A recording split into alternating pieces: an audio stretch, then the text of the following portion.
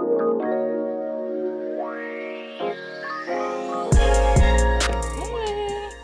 the Monday. purple. Happy Monday. Thank you. Happy belated birthday. Hey, thank you so much. Yeah. I had so much fun on my birthday that we're still trying to find my voice in the process.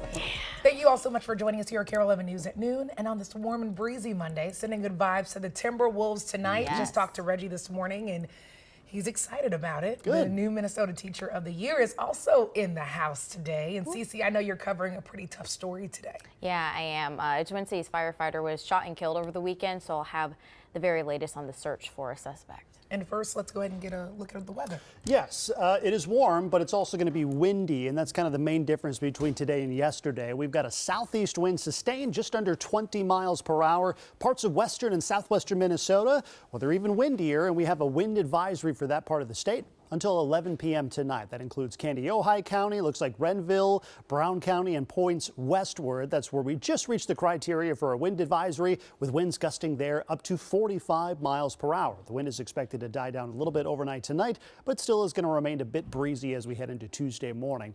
Totally dry today. We are seeing a bit more cloud cover than what we saw yesterday as a storm system develops to our south and west. Right now it's 69 degrees. That equals our high temperature from yesterday. And remember, yesterday was a lovely day to be outside. Even warmer today. I expect us to easily make it into the 70s. We'll probably top around 74 or 75 degrees, something like that, before the clouds filter in later this afternoon. Now, we do expect some thunderstorms to move in late tonight. Should be the non-severe variety, but we're also tracking a major tornado outbreak for the center of the country. We'll have a closer look at that, plus your full forecast just ahead. Alexis. Ben, thank you. Ben, thank you. Our top story at noon, firefighters from Eagan and Eden Prairie are standing guard right now for a fallen firefighter, Joseph Johns.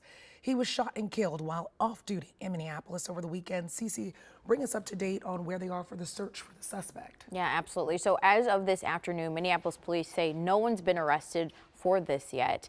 Now they're asking anyone with information about this to call Crime Stoppers or to submit a tip online. All tips are anonymous. Now getting into what happened, in case you missed it, Minneapolis police say officers were called to the 900 block of Cedar Avenue South early Sunday morning. They said shots were fired across 9th Street at a group gathered outside, and the group fired back. Joseph was hit during that exchange. A second man was shot too, but will be okay. Right now, fellow firefighters are standing guard at the medical examiner's office until Joseph is laid to rest. Joseph is not alone. There will be representatives from the Eagan and Eden Prairie Fire Department staying with Joseph until his journey is completed. Yeah, just a really sad situation there. And Joseph was off duty when all of this happened.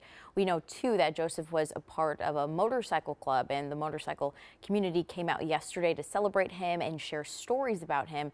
So we'll have more on what they had to say coming up in about 30 minutes. Well, switching gears here, we're taking a live look at Highway 35W in Bloomington, where traffic is now back to its regular pace after being backed up for miles just hours ago. Shortly after 6:30 this morning, a person walking on the road was hit in the northbound lanes near 90th Street. Authorities say they were crossing the highway to get back to their car that was parked in the median. They're in serious condition right now. For over an hour, traffic was diverted off the highway as crews worked on the scene.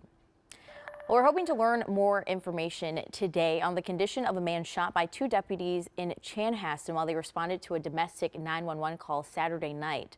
The Carver County Sheriff's Office says when deputies got to the scene, they met a woman outside her home. While talking with her, they say a man came out of the house with a knife.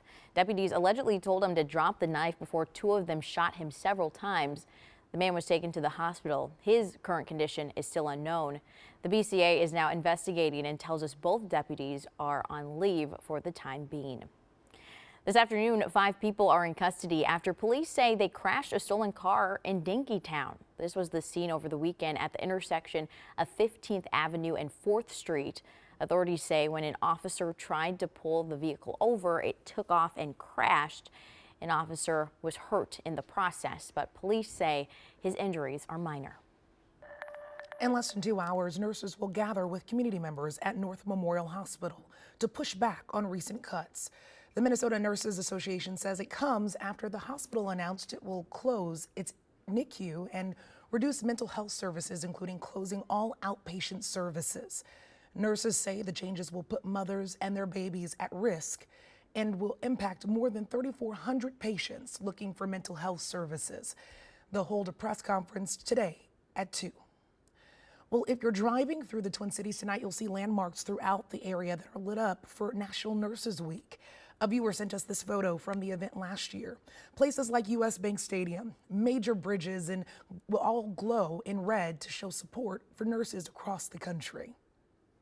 Well, it's American Indian Day on the Hill at the state capitol, and we're less than 30 minutes away from an elder honoring ceremony on the Capitol steps.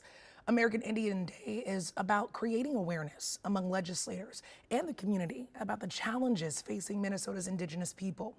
The event also allows the community to connect with tribal leaders and organizations. We're taking a live look at Capitol Hill, where lawmakers there are facing what could be a critical week. Republican Congresswoman Marjorie Taylor Greene says that she plans to introduce a resolution to call for the House Speaker to be removed. It comes after Republican Speaker Mike Johnson helped pass a foreign aid package last week and other initiatives that had widespread bipartisan support. I think every member of Congress needs to take that vote and let the chips fall where they may. We have to do what we believe to be the right thing. What the country needs right now is a functioning Congress.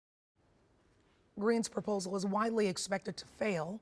There's not much support from most Republican and House Democrats. They say that they will vote against it.